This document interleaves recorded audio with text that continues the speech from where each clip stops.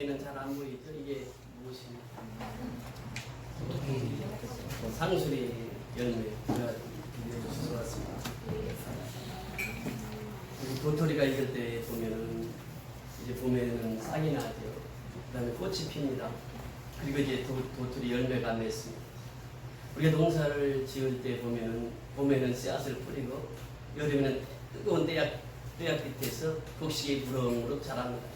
가을이 되면 황금 벌판을 이루게 되죠. 추수 때가 되면은 농부는 일손이 바쁩니다. 추수를 해야 되기 때문입니다. 전에는 보리 농사, 밀 농사를 참 많이 했습니다. 콩 농사도 많이 했습니다. 가을만 되면 도리깨질을 합니다. 그 도리깨질을 할 때에 힘있게 내리쳐야 알이 빠집니다. 그 곡식을 거둡니다. 아마 5, 60대 되신 분들은 제가 무슨 얘기하는지 잘 알 수 있을 거예요. 젊은이들은 이 도리깨가 뭔지 잘 모를 거예요. 그 도리깨질을 해야 알곡이 떨어집니다. 이 추수를 하면서 우리가 배우는 교훈이 있습니다. 겉껍질은 벗겨내야 됩니다. 우리가 상수리로 이 도토리로 묵을 해 먹을 때 이 도토리 껍질을 깨지 않으면 묵을 해 먹을 수가 없습니다. 먹을 수가 없습니다. 껍질은 깨트려야 됩니다. 여러분 사도 바울은 그렇게 고백합니다. 겉사람은 후피하나 속사람은 날로 새롭도다 이렇게 표현합니다. 겉사람은 벗어져야 됩니다. 근데 겉사람이 벗어지질 않아요. 그러니까 속사람이 날로 새로워질 수가 없습니다. 순서가 있습니다. 겉사람이 깨어지지 않고는 이 도토리가 깨어지지 않고는 겉이 깨어지지 않고는 먹을 수가 없습니다. 마찬가지로 우리가 겉사람은 후패해야 돼요. 누구나 다 마찬가지입니다. 나이가 들면 늙게 돼 있어요. 힘이 없게 되어 있습니다. 이것은 자연이 그렇게 우리에게 주신 선물이에요. 그러니까 이 겉사람은 후패되나 내 속은 날로 새롭도다 이렇게 말씀하십니다. 우리가 타작을 할 때 보면은 도리깨질을 할 때 힘있게 도리깨질을 합니다. 그러면서 알곡을 가려냅니다. 도리깨질을 하는 목적이 무엇입니까? 쭉정이는 발라내고 알곡은 곳간에 쏴 모아 놓습니다.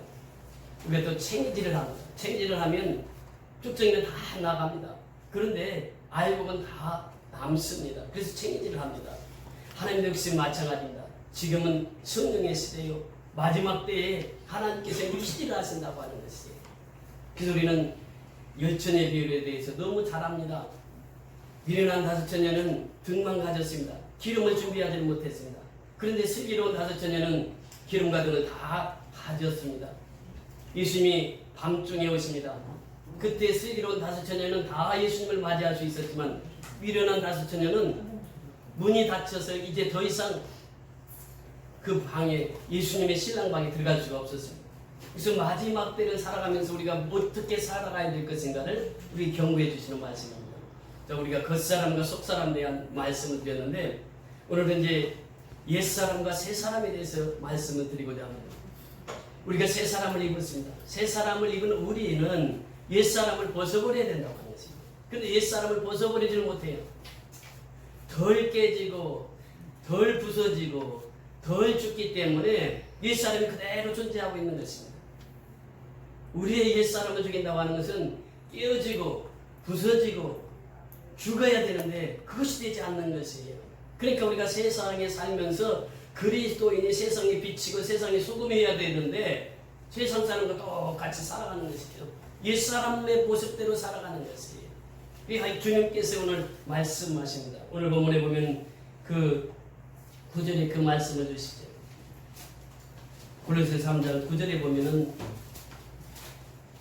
너희가 서로 거짓말하지 말라. 옛사람과 그 행위를 벗어버리라 이렇게 표현합니다. 옛사람과 그 행위를 벗어버리라. 여기서 옛사람은 무엇일까요? 그 앞에 보면은 그 5절에 그 말씀을 하십니다. 그러므로 땅에 있는 지체를 죽이라. 곧 음란과 부정과 사욕과 악한 정욕과 탐심이니 탐심은 곧 우상숭배이다. 우상숭배하는 것이 이제 옛사람이라. 또 다시 거짓말하지 말라. 왜? 이것이 옛사람의 모습이기 때문에 그렇습니다. 그러니까 우상을 숭배한다고 하는 것은 무엇입니까? 하나님보다도 더 다른 신들을 섬긴다, 더 사랑한다고 하는 것이에요. 하나님보다도 더 사랑하는 것이 있다고 하면 그것이 우상이라고 하는 것입니다. 우상 숭배하지 말라. 그러면서 오늘 말씀이 무엇입니까? 거짓말 하지 말라라고 하는 것입니다. 왜 그렇습니까? 성경은 우리에게 말씀하십니다. 출애굽기 20장 16절에 보면 거짓 증거하지 말지니라 그래요. 거짓 증거하면 안 됩니다. 위증죄로 걸립니다. 거짓 증거하면 안 됩니다. 요한복음 8장 44절에 보면 사단은 거짓말장이고 거짓의 아비가 되었다 이렇게 표현합니다. 그래서 거짓말하면 되지 않습니다. 이거 옛사람이 하는 것입니다. 거짓말을 하게 되면 첫째는 하나님을 속이는 행위가 됩니다. 그뿐만 아니라 나 자신을 속이고 남을 속이게 됩니다. 이것이 거짓말입니다. 거짓말을 하게 되면 불신을 조장합니다. 거짓말하게 되면 갈등을 유발하고 또 거짓말하게 되면 남에게 손해를 끼치게 됩니다. 거짓말하게 되면 불의의 이의를 취하게 됩니다. 거짓말하게 되면 하나님께서 지옥에 간다 이렇게 말씀하십니다. 여러분 계시록 21장 8절은 우리에게 말씀하십니다. 두려워하는 자, 믿지 않는 자, 흉악한 자, 살인자, 행음자, 우상 숭배자, 거짓말하는 자는 하나님의 나라에 들어가지 못한다. 이렇게 표현하고 있습니다. 그래서 이 거짓말하는 것, 이것이 바로 진실하지 못하기 때문에 거짓말을 하게 되는 것입니다. 예수 믿는 사람은 거짓말하면 안 된다라고 하는 것이죠. 우리가 정문에 보지 않습니까? 정문에 보면 거짓말하게 되면 어떻게 됩니까? 위증죄에 대해서 감옥에 갑니다. 성경은 우리에게 말씀하십니다. 옛사람의 본성이 뭐냐? 거짓말하는 데 있다라고 하는 것이 이 거짓말 하지 말라고 하는 것입니다. 그러면서 옛사람의 그 행위를 벗어버리고 옛사람과 그 행위를 벗어버리라, 그 행동을 벗어버리라 이렇게 표현하는 것입니다. 옛사람을 죽이지 않고는 새 사람이 될 수 없다고 하는 것이요, 옛사람을 깨뜨리지 않고는 새 사람이 될 수 없다고 하는 것이요, 옛사람이 부서지지 않고는 새 사람이 될 수 없다고 하는 것입니다. 이것을 주님이 오늘 우리에게 말씀하세요. 그러면서 우리에게 말씀하십니다. 그럼 너희는 누구냐 말이에요. 너희는 나는 누구냐라고 하는 것입니다. 새 사람을 입었다 이렇게 표현합니다. 우리 고린도 전서 1장 30절 한 절 보십니다. 고린도 전서 1장 30절.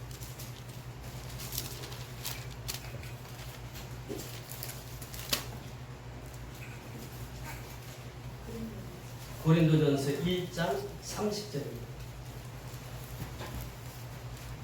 바로 그 앞에 고린도전서 1장 30절 시작.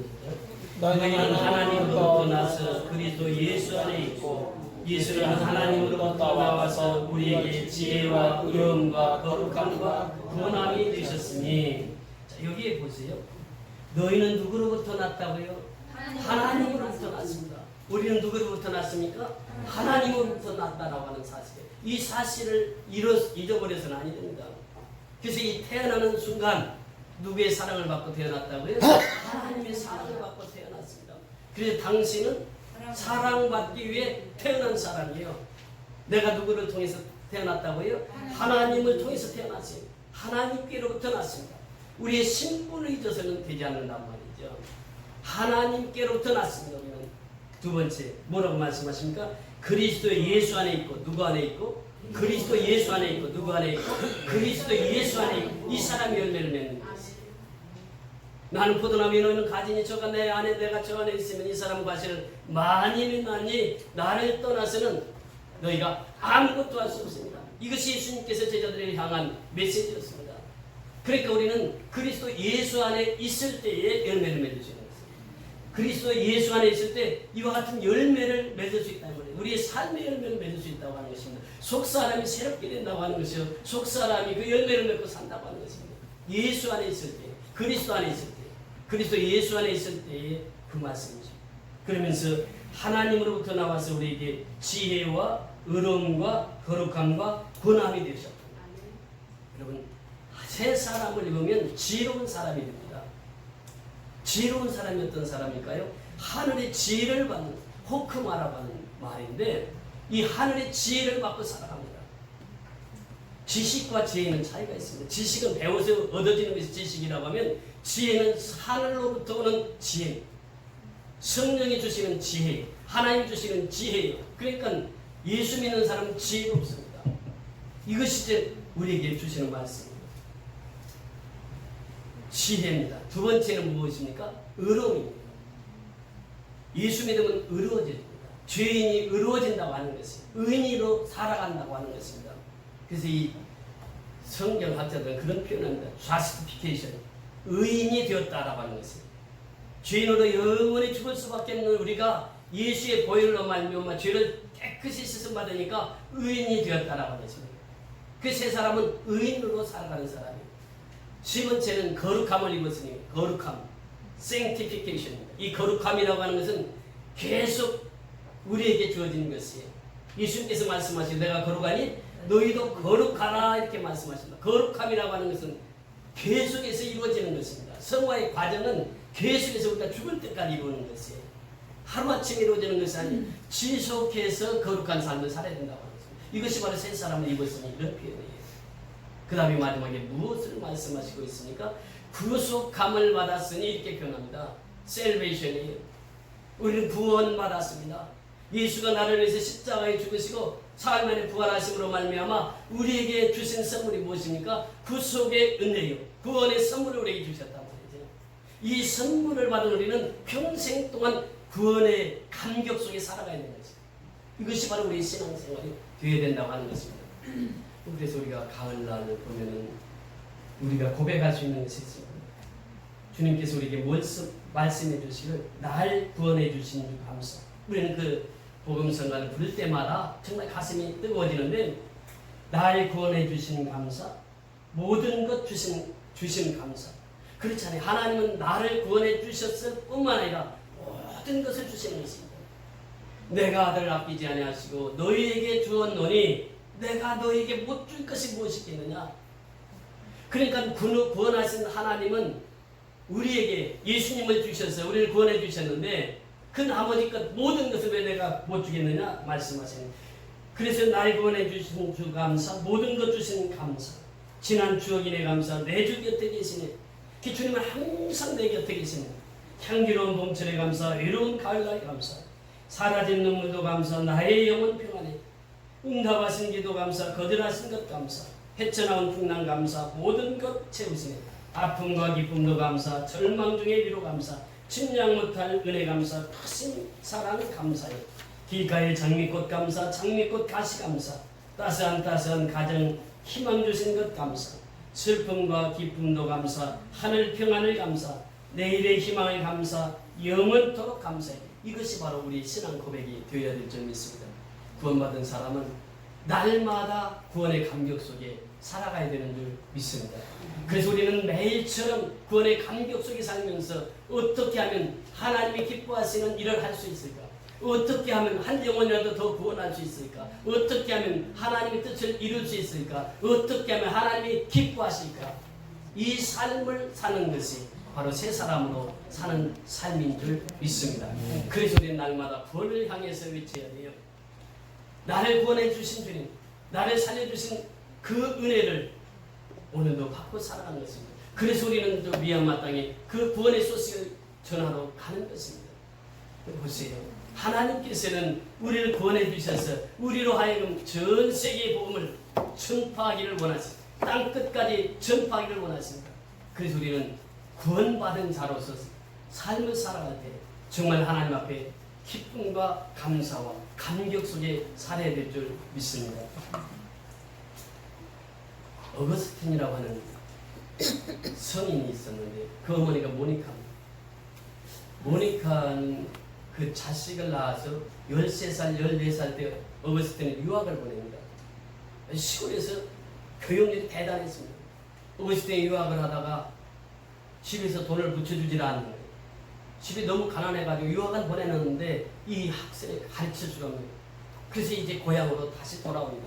그때부터 어거스틴이 아버지를 닮아가지고 술을 그렇게 좋아하는 거예요. 술을 먹으면서 허랑방탕한 세월을 지냅니다. 그때마다 어머니는 교회에 나와서 눈물로 하나님 앞에 기도합니다. 하나님, 이 어거스틴이 다시 돌아오기를 원합니다. 믿음으로 살기를 원합니다. 그 아들을 위해서 눈물로 기도합니다. 그때 그 당시에 밀라노의 주교였던 암브로스라고 하는 지금으로 말하면 목사예요. 이 암브로스 목사가 그 말씀을 하세요. 눈물로 기도하는 어머니의 기도는 반드시 이루어집니다. 어거스틴이 이제 앞으로 잘 될 줄 믿습니다. 그렇게 용기를 주고 힘을 주었습니다. 여러분 그렇습니다. 오늘날도 눈물로 기도하는 어머니의 기도가 자식을 키우는 줄 믿습니다.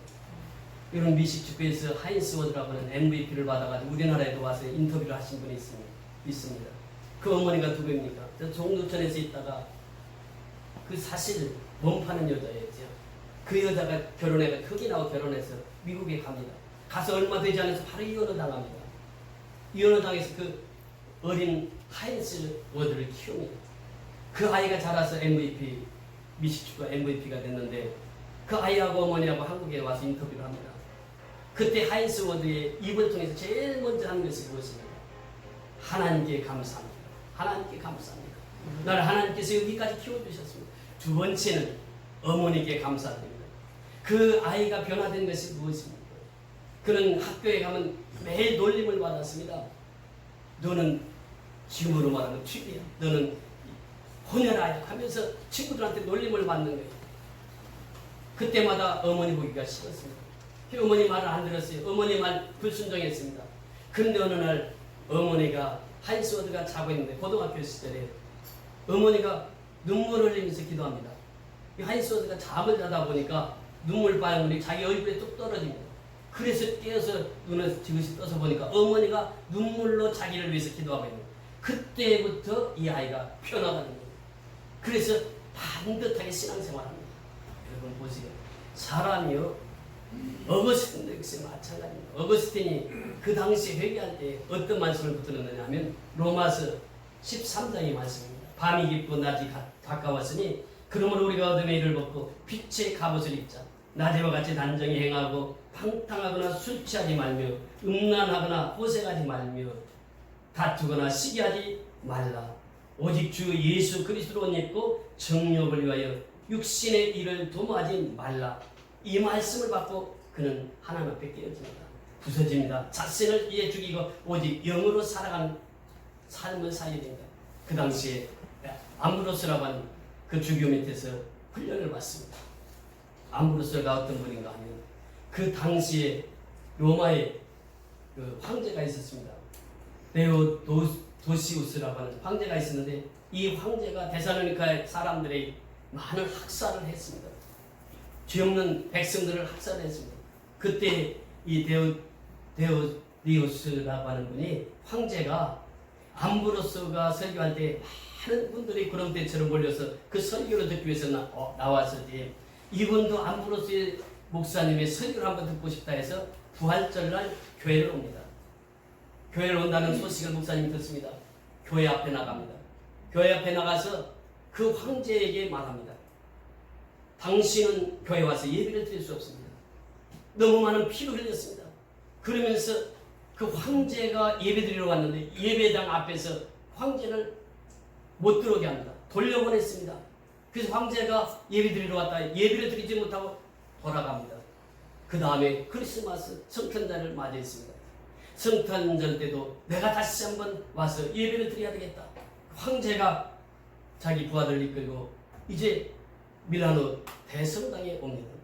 와서 그 예배를 드리러 왔을 때에 또다시 암브로스 시우스 목사님 길을 막으면서 예배 드릴 수 없습니다. 당신은 회개하지 않으면 예배당에 들어올 수 없습니다. 그때 그 황제가 거기서 무릎을 꿇고 회개하고 그 회개하는 그 황제를 받아들여서 성탄절날 예배를 드렸다고 하는 것입니다. 저는요 암브로스 그 목사님을 통해서 깨닫는 것이 뭐냐면 오늘 이 시대에 그런 주의 종이 있어야 된다. 사실 그때부터 기독교는 그 나라를 다스렸거든요. 지금 생각해 보세요. 문재인 대통령이 선교연합교회 온다고 했을 때 제가 가서 막아설 수 있느냐. 그것도 한 번도 아니고 두 번씩. 두 번 회개했을 때 그 대통령이 와서 예배를 드렸단 말이죠. 그런 이 상황입니다. 저는 어제 검찰 개입 때문에 그 서초동에서 그 촛불 밝히는 모습을 보면서 100만이 모였다고 합니다. 또 야당은 야당대로 전국에 흩어져서 조국 반대 집회를 합니다. 저는 그 모습에서 무엇을 깨달았냐면 지금 우리가 여의도에서 모였을 때 100만이 모였습니다. 100만이 모여서 나라와 민족을 위해서 기도했습니다. 저 사람들이 하나님 앞에 돌아왔으면 그 하나님 앞에 돌아와서 저렇게 많은 분들 앞에서 부흥성회를 인도했으면 이 나라가 지금 바로 설 텐데 여러분 뭘 보세요.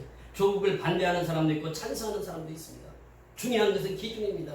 기준을 어디에다 두느냐는 것이, 여러분, 캐논이라고 하는 것은 무엇입니까? 자와 막대기라고 하는 것이, 캐논이라고 하는 것은 바로 성경입니다. 성경은 법으로 되어 있습니다. 옛법과 새법으로 되어 있습니다. 구약과 신약으로 되어 있습니다. 올 테스트먼트와 뉴 테스트먼트, 새 약속과 새 언약으로 되어 있습니다. 옛 언약으로 되어 있습니다. 그러니까 신구약은 법의 역사입니다. 법대로 살면 돼요. 그래서 나라가 혼란할 때는 법대로 살면 돼요. 법대로. 우리가 성경대로 산다고 하는 것은 무엇입니까? 성경대로 산다고 하는 것은 내가 죄인이 다시 하나님 앞에 돌아온다는 것이요. 여러분 보세요. 호세아가 외칩니다. 여호와께 돌아오라, 여호와께 돌아오라. 그러면서 여호와의 길을 힘써하라. 하나님께 돌아오면 삽니다. 이민족이 사는 길은 다른 길이 없어요. 데모한다고 사는 것이 아니에요. 하나님 앞에 돌아와서 하나님 앞에 무릎 꿇고 내가 삽니다. 이 백성이 사는 길이 다른 길이 없습니다. 정말 대한민국은 하나님의 법대로 나갈 때에 대한민국 통해서 하나님의 놀라운 역사, 기적적인 역사를 일으켜 세워주실 줄 믿습니다. 마지막 11절 다 같이 보시면 11절 시작. 거기에는 헬라인이나 유대인이나 헬라파나 무헬라파나 야만이나 수다인이나 종이나 자유인이 차별이 있을 수 없나니 오직 그리스도는 만유시여 만유 안에 계시니라.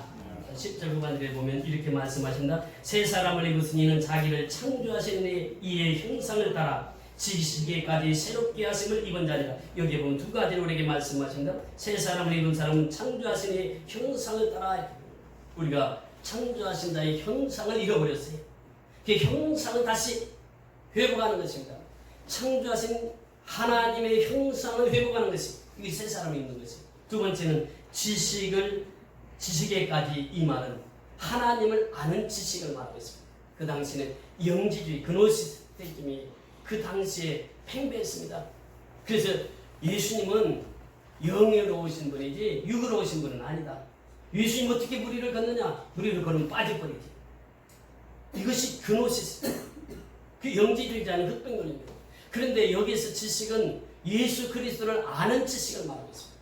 하나님을 아는 지식, 하나님의 창조의 형상을 회복하는 것, 이것이 새 사람이 있는 자라고 하는 것입니다. 그 새 사람이 입은 제일 먼저 하는 것이 있습니다. 마태복음 6장 33절 시작.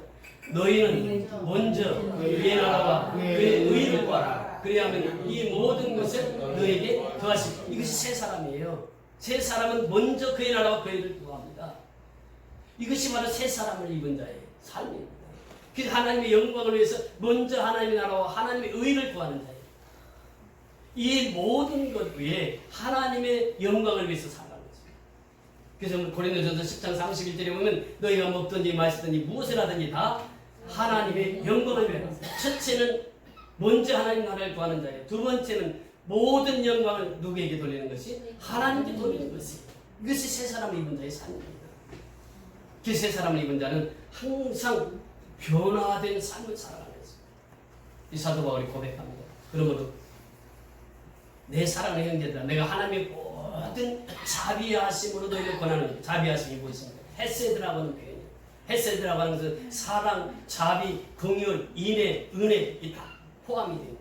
헤세드, 하나님의 모든 자비하심으로 너희를 권하는, 하나님의 모든 사랑으로 너희를 권하는, 너희 몸을 하나님 기뻐하시는 거룩한 산 제물로 드리라. 그 세 사람은 예배에 목숨을 거는 자입니다. 예배와 승리 받지 못하면 한 주간을 승리할 수 없습니다. 우리가 예배에 생명을 걸어야 돼요. 예배에서 은혜 받아야 내가 한 주간도 승리할 수 있습니다. 예배에 생명을 거는 자예요. 산 제물은 예배에 생명을 거는 자입니다. 그러면서 하시는 말씀이 하나님의 선하시고 기뻐하시고 너희는 마음을 새롭게 함으로 변화를 받아, 새롭게 함으로 변화를 받아. 이 마음이라고 하는 푸니마티, 성령으로 우리의 마음을 새롭게 변화를 받아 하나님이 선하시고 기뻐하시고 온전하신 뜻이 무엇인지를 분별하도록. 이것이 두 번째, 변화의 삶입니다. 변화의 삶입니다. 우리는 변하지 않고는 하나님의 사람으로 살아갈 수 없는 그리스도의 분량에까지 변화되어서 그 믿음이 그 장성한 분량까지 이루어야 된다고 하는 것입니다. 그러면서 마지막 결론이 무엇입니까? 헬라인이나 유대인이나 이렇게 표현합니다. 여기에서 보면은 헬라인이나 유대인이나 이렇게 표현을 썼는데, 헬라인은 헬라어를 사용했고 유대인들이 히브리어를 사용했습니다. 디아스포라, 이 흩어져 있는 그 사람들에게 헬라인이나 유대인이나 이런 표현을 쓰는데, 당시는 유대인들은 구원을 받았지만 헬라인들, 디아스포라, 이들은 구원을 받지 못했다. 이렇게 했습니다. 그래서 이 당시에 이제 유대인으로 가입하기 위해서 할례를 받았습니다. 그러면서 이 헬라인들이 할례를 받아 유대인으로 들어왔습니다. 그래서 이 민족적인 갈등이 있었을 때 그것을 지금 표현하고 있고, 두 번째는 사회적인 갈등이 할례당, 무할례당입니다. 유대인들은 구원을 받아 할례를 받았기 때문에, 또 무할례당 이방인들은 반드시 할례를 받아야 구원을 받은 백성의 무리에 끼었습니다. 이 사회적으로 갈등이 있었습니다. 또 경제적으로도 역시 마찬가지였습니다. 야인과 또 수구다인이라고 하는, 그 당시 야인은 헬라어를 사용하지 못하는, 그래서 그들을 야만이라 표현했습니다. 그러니까 그 당시 헬라어를 사용하지 못하면 야만이라는 그 소리를 듣고 살았는데, 수구다인은 어떤 사람이냐, 러시아에 살고 있는 자였는데 최하등 야만인을 말하고 있습니다. 이들은 인신제사를 실제로 드렸던 사람들입니다. 그리고 적을 생포하게 되면 가죽을 벗기고 피를 빨아먹기도 했습니다. 이들은 추장이 죽으면 그 추장의 첩과 같이 생매장을 합니다. 첩을 생매장합니다. 이들은 왕이 죽으면 1년 동안 장례를 치렀습니다.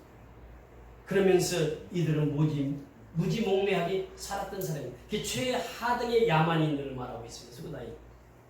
이 심적인 차이를 말하고 있습니다. 인도에 가면 카스트라는 계급이 있습니다.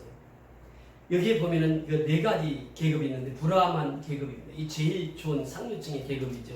그 다음에 크샤트리아라고 하는, 그 다음에 마이샤라고 하는 마지막 천민에 해당하는 수드라라고 하는 그 계급이 있습니다. 네 가지 계급이 있어서 지금도 그 계급을 보고 결혼을 시킵니다. 그러니까 이 계급이 맞지 않는 사람하고는 결혼을 시키지 않았습니다. 지금도.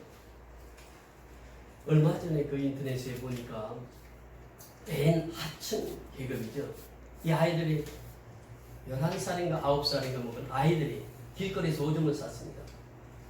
그런데 그 오줌을 쌌다고 해가지고 아기를 때려서 죽였습니다. 하층민은 죽어도 된다. 그래서 이런 인종차별이 엄청 심한 것이 인도입니다. 이것이 지금 현대사회에서 이루어지고 있단 말이죠. 그런데 중요한 것은 뭐냐, 오늘 말씀하신다. 거기는 헬라인이나 유대인이나 헬라파나 무할라파나 야만이나 스구다인이나 종이나 자유인이나 차별이 있을 수 없는, 종과 자유인 엄청난 차이가 있어요. 종과 주인의 관계는 엄청난 차이가 있었단 말이죠. 우리나라도 상놈과 양반이 있었잖아요. 그 상놈은 양반의 자식과 결혼할 수가 없었잖아요. 이것이 바로 유대 사회에서도 역시 있었습니다. 그런데 이런 차별이 있었는데, 그리스도 안에서는 이런 차별이 있을 수 없나니 오직 그리스도는 누구시요? 만유시요. 그리스도는 만유시요, 만유 안에 계십니다. 예수는 만유시요, 만유 안에 계십니다. 그래서 우리는 예수만 바라보고 살아야 됩니다. 이것이 바로 결론이에요. 결론은 바로 예수를 바라보고 살아갈 때 우리는 다 평등하게 그 구원받은 자로 살아갈 수 있다라고. 차이를 두지 않아요. 신분의 차이, 또 종교적인 차이, 민족적인 차이를 넘어서 복음으로 하나가 됩니다. 예수님은 그 사건을 해결하기 위해서 이 땅에 오셨습니다. 그래서 예수님이 십자가에 죽으신 것이 바로 모든 사람들, 여기서 말하고 있는 헬라파나 무할레파, 헬라인이나 유대인이나 야만이나 수구다인이나 종이나 자유자나 모든 사람을 차별없게 하기 위해서 예수님은 십자가에 피를 흘리셨어요. 피를 흘리셔서 십자가에 죽기까지 나를 사랑해 주셨다라고 합니다. 그래서 오늘 우리에게 주신 메시지는 겉사람은 벗어버려야 되는 것입니다. 속사람으로 살아가야 됩니다. 영의 사람으로 살아야 됩니다. 겉사람이라고 하는 것은 영혼을 말하고 있습니다. 그런데 속사람은 혼과 몸과 육과 혼을 말하고 있고, 또 속사람은 영을 말하고 있습니다. 이 속사람으로 살아야 됩니다. 영의 사람으로 살아야 된다고 하는 것입니다. 하나님께서는 그것을 원하시고 새 사람을 입었으니 이제는 새롭게 살아가고 변화된 나의 모습이 하나님 앞에 비춰지게 됩니다.